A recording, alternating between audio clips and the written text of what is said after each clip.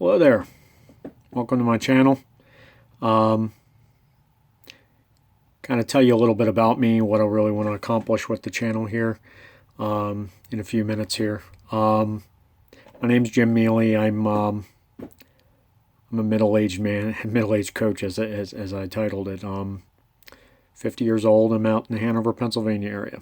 A little bit of background is that in my youth, many moons ago, I was a fairly good athlete, but I ran into a heart condition in high school, and the fact that I was a really short guy, maybe even to the degree of being the guy that poses for trophies, 5'7", so that kind of ended any playing ambitions. But I was a fairly good athlete.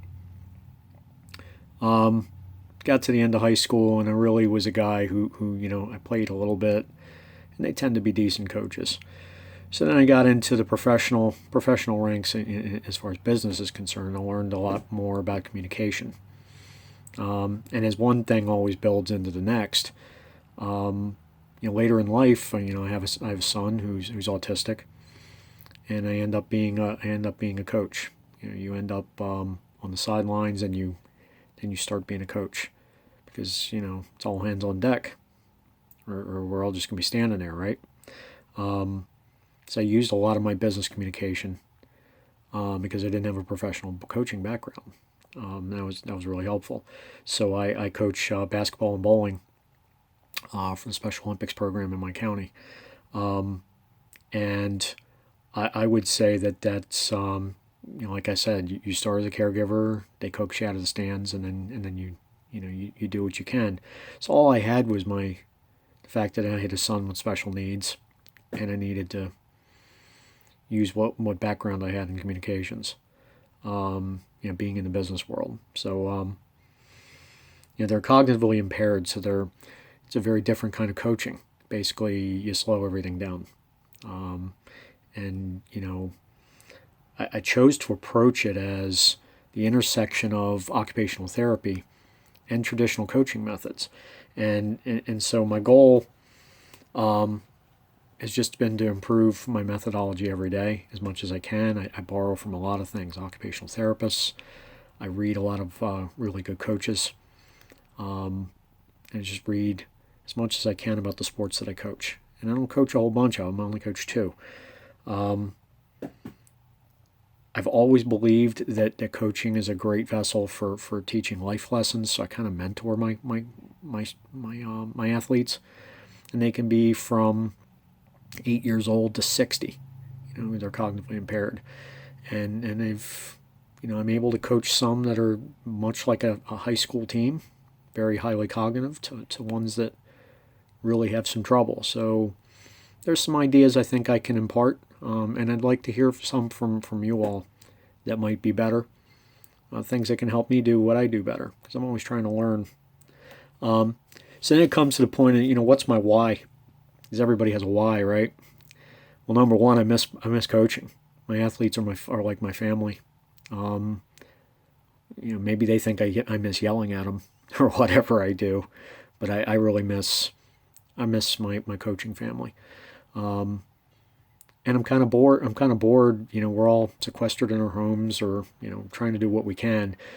So I want to get on the platform and kind of give and receive. You give before you receive, and I want to learn.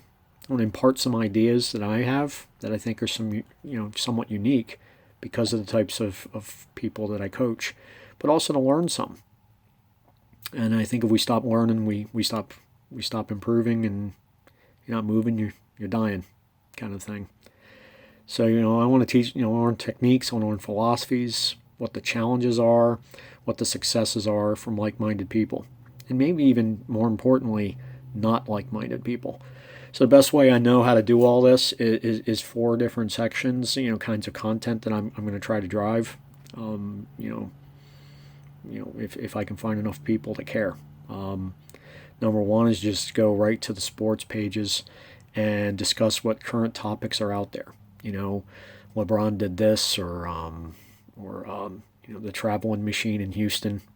James Harden did this. How would I handle it from a coaching perspective? So it's just It's just sports. The second thing is to go into what I like to call the lab, and that's to go out and show some demonstrations, some techniques, some tutorials on how I coach kids, and I call them kids, but they're adults primarily. And I love to hear their feedback. That would be great. Third is to go inside the player's mind. At different, these are different segments. Go into how we motivate our athletes, how we build confidence, how we take them down a peg or two without having to crush them. We're molding minds out there. And then fourth, really one that's after my own heart, is to profile famous coaches, either in the past or also the present. I mean, because you stand on the shoulders of giants, in another, for the lack of a better way of saying it, and you don't recreate what's already great. So you borrow a little bit from this guy and a little bit from this lady coach over here, and this Bear Bryant did this. It helps. So you don't have to figure it out all by yourself. And so that's what I really want to do, is those 4 sections, and a lot of the first one where we're just keeping it really current. But every once in a while, I just want to do a coaching profile, and I want to get out on the basketball court, get out, get out, maybe some hitting with baseball, things of that nature. But right now it's summer, so I'll probably do a lot of basketball-centric stuff.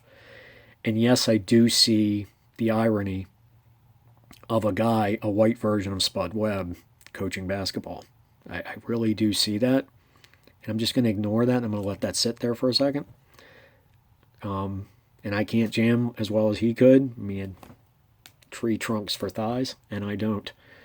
So I'll just do the best I can.